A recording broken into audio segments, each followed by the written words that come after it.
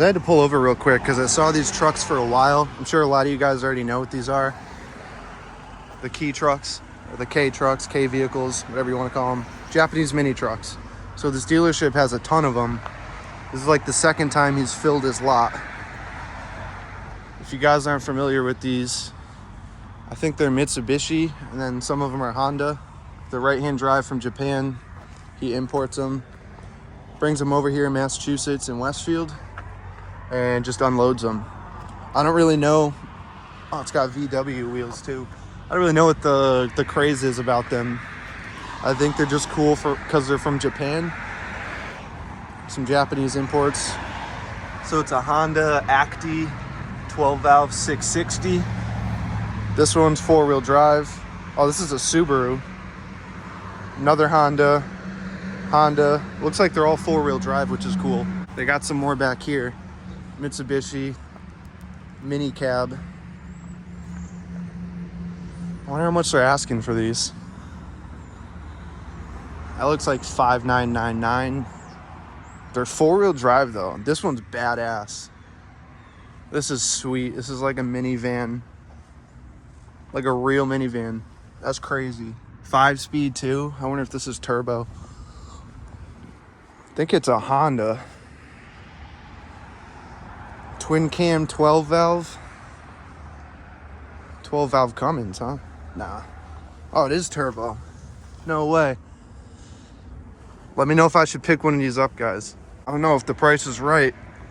Could be tooling around in a little, what is it, a key truck, a key car, a K car.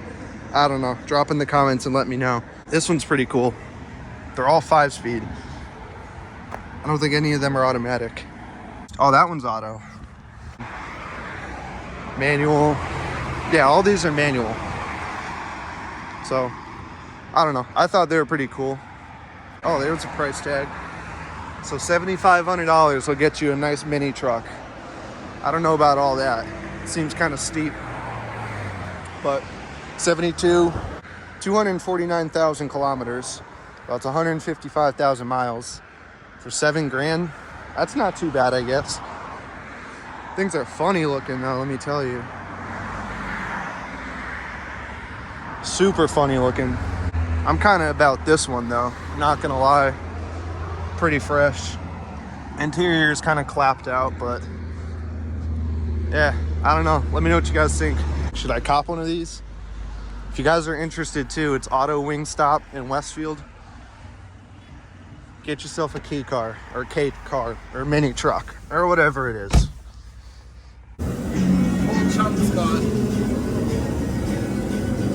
Oh wow. I finally figured out what I'm gonna do with my 2JZ for the winter. This isn't the 2JZ obviously. Got Joss's Jeep in the garage right now.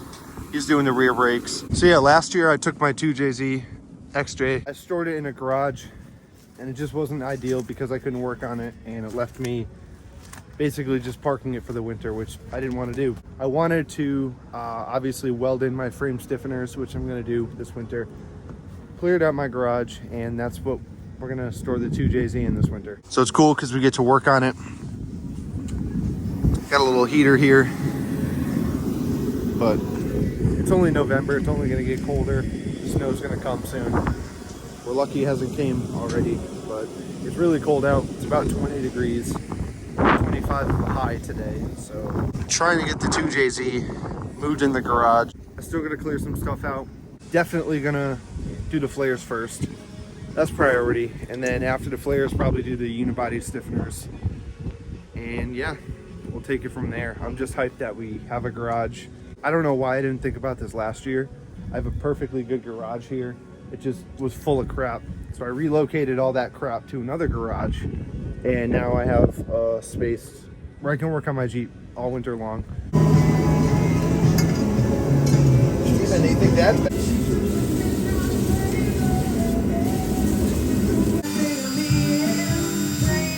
Just for reference, it's about this cold out right now.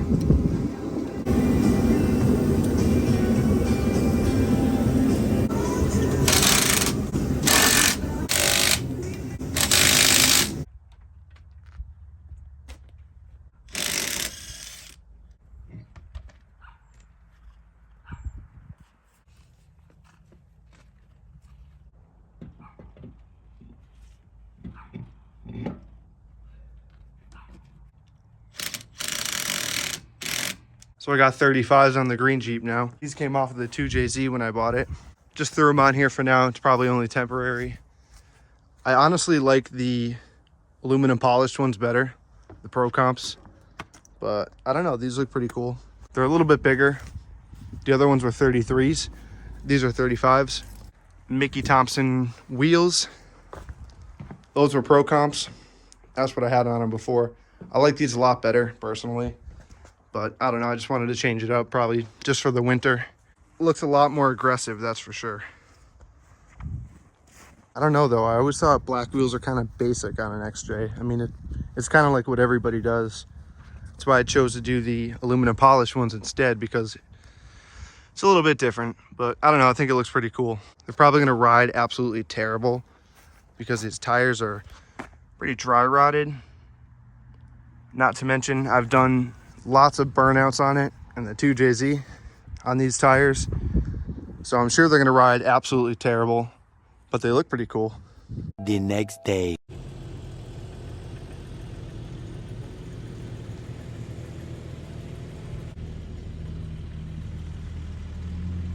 So Josh was experiencing some bad death wobble.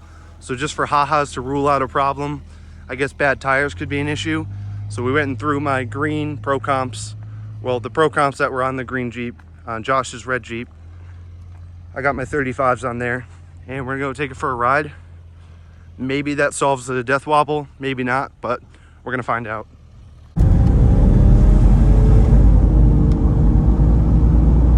So much slower.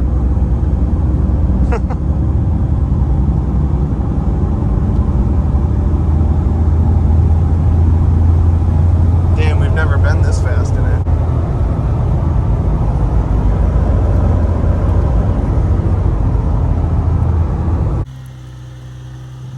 Thing looks badass though. We definitely need to get him a set of tires.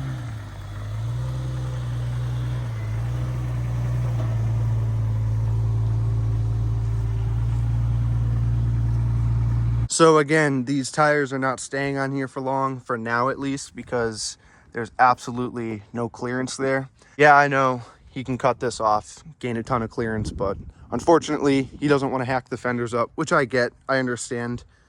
If it was my Jeep, I would definitely take a Sawzall to those and we'd have clearance for days. But I don't know, it looks pretty cool. What do you guys think? We got the 35s on the green XJ. The 2J is sitting back there just, yeah, chilling. We're gonna get the unibody stiffeners hopefully next video on the Jeep. This Jeep needs some work as well. I shouldn't have put these 35s on yet because, like I said earlier, I'm missing a bolt for my steering box. You know, not the coolest thing ever, but it gets me to point A, from point A to point B. But that's also why I got this, so I don't have to worry about all that nonsense. Right when you think your Jeep's fixed, it breaks again. We threw in a new drive shaft. Not really new, but that's a drive shaft I had laying around because Josh said he had some horrible noises coming from his, so I was like, well, let's just throw the one in the garage on this one and see what happens. And wouldn't you know, it actually fixed the problem. And we just took it for a test drive, as you saw. Got no death wobble, which is cool. Drive shaft has no noise. All this Jeep needs now is some like body work, little things here and there, but she's coming along. I really like this setup. I want to encourage him to do 33s instead of 31s, but at the end of the day, it's his Jeep. We'll see what he does. This is my 2018 Mercedes C43 AMG. Picked it up back in September, and this wheel was actually welded in like 5 places. I'll pop up a picture right here.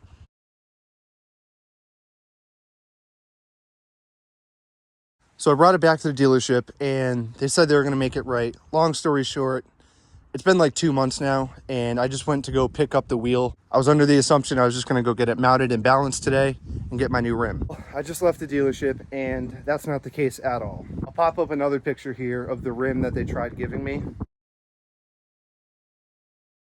It wasn't even the right color. The first thing that caught my attention didn't have the AMG badge right there. This was actually blank. You'll see in the picture I pop up.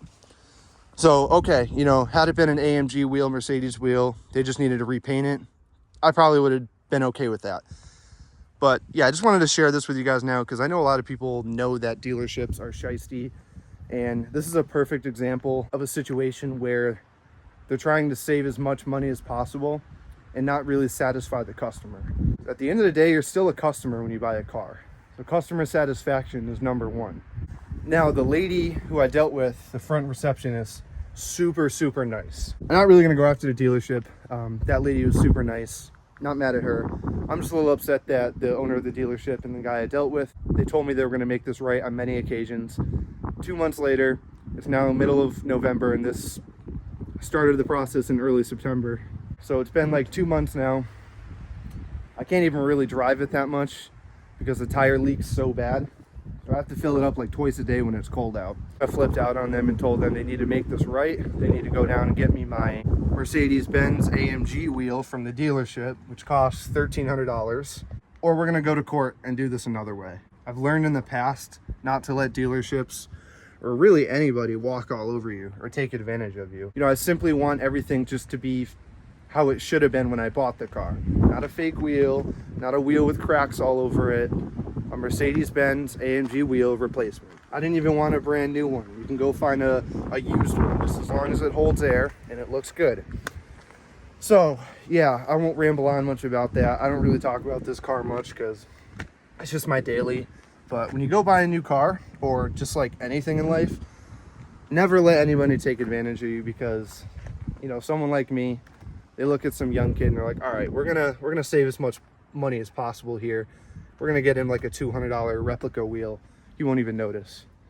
Well, they don't know who they're dealing with. So in the meantime, I can still drive it, but I lose air really quickly. So they actually called me like 10 minutes after I made that last clip, and I'm heading down to the dealership right now. Instead of the $200 rim, fake rim that they bought me, I made them buy me a $1,300 real Mercedes-Benz AMG wheel, like they should have done in the first place. Had to jump through all these hula hoops, drive an hour down, an hour back, out of my way. I'm just ready to put this all behind me. So I forgot to film a clip when I went and picked up the rim, but it's kind of dirty, but this is a brand new rim. Had my buddy at the tire shop mount it and balance it. And yeah, pretty stoked. Case closed. Although they technically did do right by me. Like I said, I had to jump through a lot of hula hoops to make sure I got the right rim. So now that's solved. Brand new rim on it. I guess I'm happy. So that's gonna do it for this video, guys. Nothing else going on today. Appreciate you guys for watching. Make sure to like, comment, and subscribe, and we'll catch you guys on the next video.